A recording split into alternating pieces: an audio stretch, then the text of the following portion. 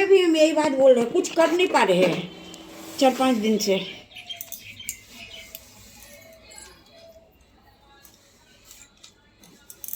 एक फोटो खींचेगा वीडियो है वीडियो मैंने कहानी पढ़े इसमें कैच करते रहेगा ऐसे मतलब ये नहीं मिला, सब मिला।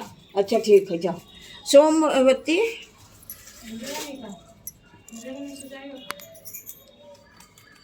सूत जी बोले कि सरसैया पर पड़े हुए भीष्म पितामह जी के समीप जाकर धर्मात्मा युधिष्ठिर प्रणाम करके हितकारी वचन बोले। युधिष्ठिर बोले कि भीमसेन के कोप से मुख्य दुर्योधन इत्यादि कौरव मारे गए और सब राजाओं को युद्ध में अर्जुन ने मार डाला। युधिष्ठिर की बुरी सलाह से मेरे कुल का नाश हो गया। अब बालक, वृद्ध और दुखी मनुष्यों को छोड़कर कोई राजा रह ही नहीं गया।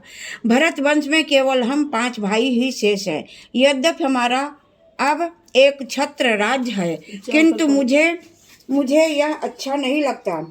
अपना जीवन भी मुझे अच्छा नहीं लगता। भोग में कुछ प्रीत नहीं है।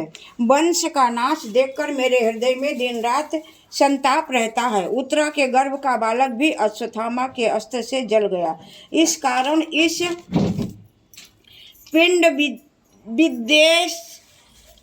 विच्छेद को देखकर मुझे दुगना दुख हो रहा है। हे पितामह, अब आप ही बताइए कि मैं क्या करूं और कहाँ जाऊं, जिससे मुझे शीघ्र ही चिरंजीवी संतति प्राप्त हो। भीष्म जी बोले, हे राजन, सुनो, मैं तुम्हें व्रतों में एक उत्तम व्रत बतलाता हूँ, जिससे के कवर बदलिए ना। कब का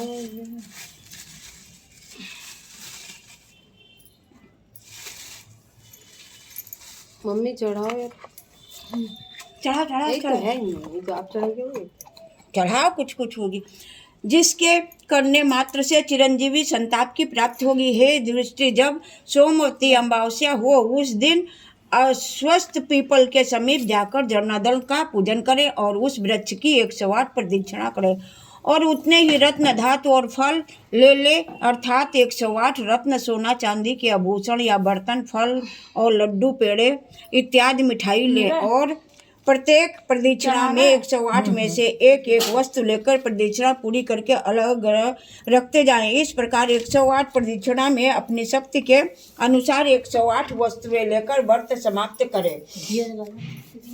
हे राजन, यह व्रत राज सोमवती अमावस्या का व्रत विष्णु भगवान को प्रीतिकर होने से शुभ फल देने वाला है। हे प्राज्ञ, तुम उत्तरा से इस व्रत को कराओ, उसका गर्भ जीवित हो जाएगा और तीनों लोकों में विख्यात गुणवान पुत्र होगा। पितामह के वचन सुनकर युधिष्ठिर पुनः बोले कि उस व्रतराज को विस्तार के साथ कहिए।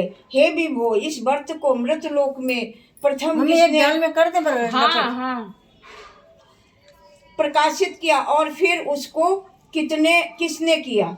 भीष्म जी बोले कि एक सर्वविख्यात कांची नाम की महापुरी है, जो चांदी के पर्वत जैसे ऊंची बड़े विशाल महलों से सुशोभित है और नगरी के नर नारी भी सुंदर भेष में सुशोभित है और ब्राह्मण, क्षत्रिय, वैश्य और शूद्र सभी अपने अपने कर्मों में लगे रहते हैं। वह नगरी रूप और चातुरी में प्रवीण वेश्याओं से सुशोभित है, जैसी कि कुबेर की अलकापुरी या इंद्र की अमरावती, अग्नि की अत्यंत तेजोवती महापुरी के समान वह नगरी रत्नों से